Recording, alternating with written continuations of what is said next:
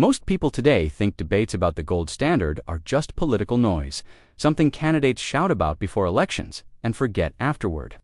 But what if this conversation is far older than Washington?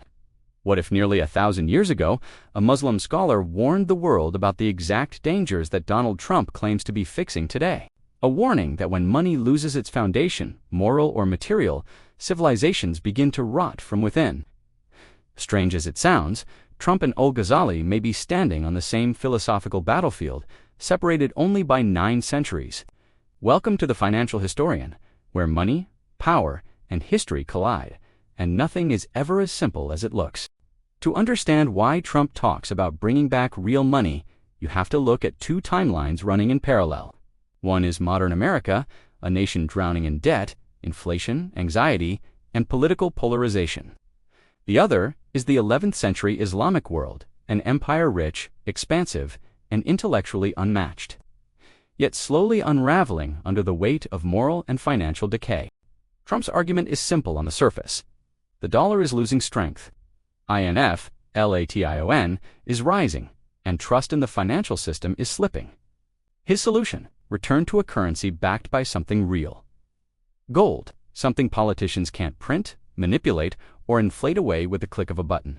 But beneath that argument is something deeper, something Al-Ghazali warned about 1,000 years ago.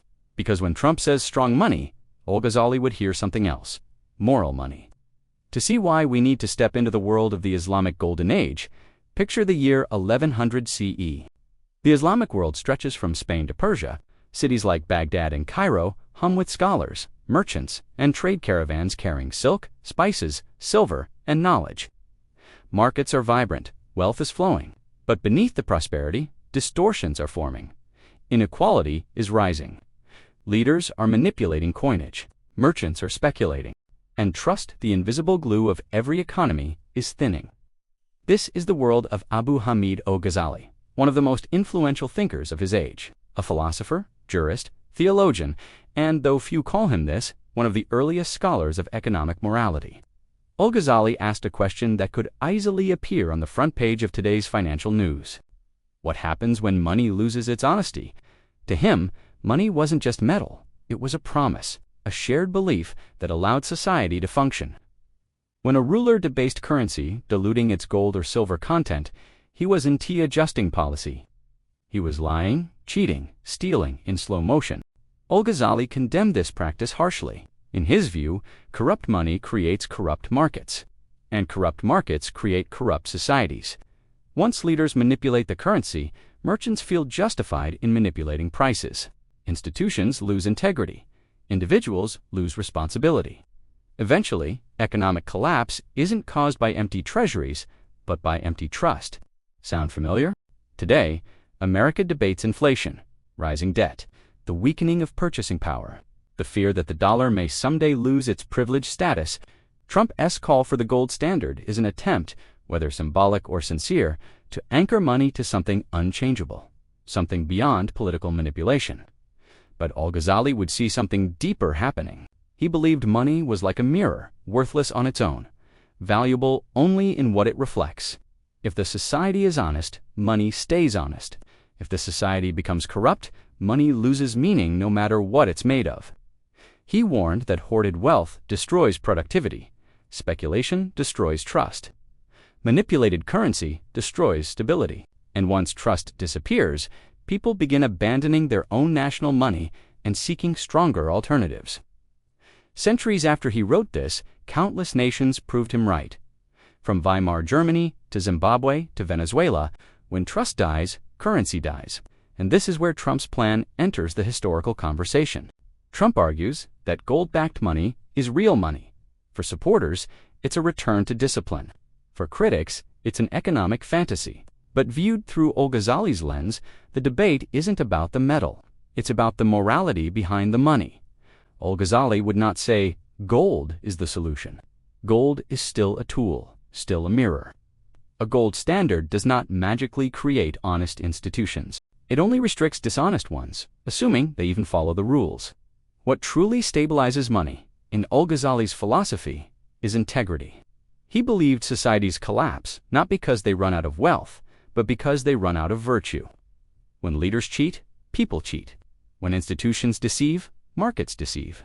When trust breaks, prosperity evaporates. His most powerful insight, and one modern economists rarely say aloud, is that financial crises are moral crises in disguise. If Al-Ghazali looked at the United States today, he wouldn't just see inflation numbers, he would see speculation rewarded more than contribution, wealth concentrating at the top, a political system unable to restrain itself, a society where money moves faster than meaning, and institutions struggling to maintain public trust. He would say exactly what he wrote centuries ago: where justice is lost, prosperity cannot remain. This is why Trump's gold standard proposal resonates with so many people. It represents a hunger for limits, a desire for discipline in an age of excess. But Al-Ghazali would issue a warning. A gold standard cannot fix a society that does not fix itself. If corruption remains, gold-backed currency will still fail. If institutions remain weak, gold cannot strengthen them. If trust remains broken, gold cannot repair it. In other words, gold can anchor a currency. Only morality can anchor a civilization. This is the part where the two thinkers differ. Trump emphasizes material backing, the metal. Al-Ghazali emphasizes moral backing, the character. One is economic, the other is psychological and spiritual. But their warnings intersect at the same point. When a nation treats money as limitless, people begin treating honesty as optional.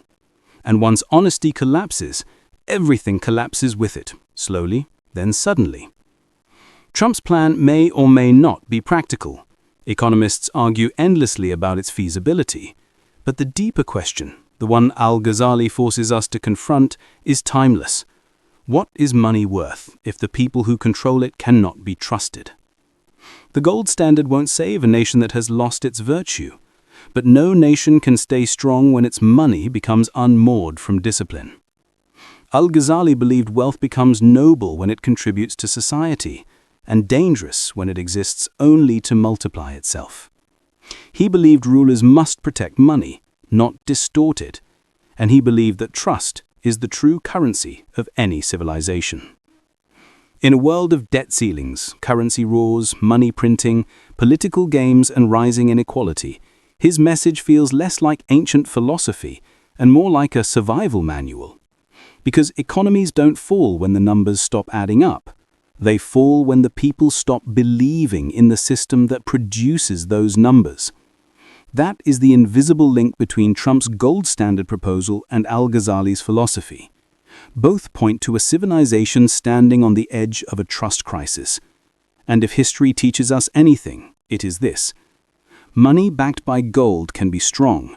Money backed by trust is stronger. Money backed by nothing, morally or materially, cannot survive for long. If this gave you a new way to see the past and the future, subscribe. History doesn't repeat, but it warns, and it always warns those willing to listen.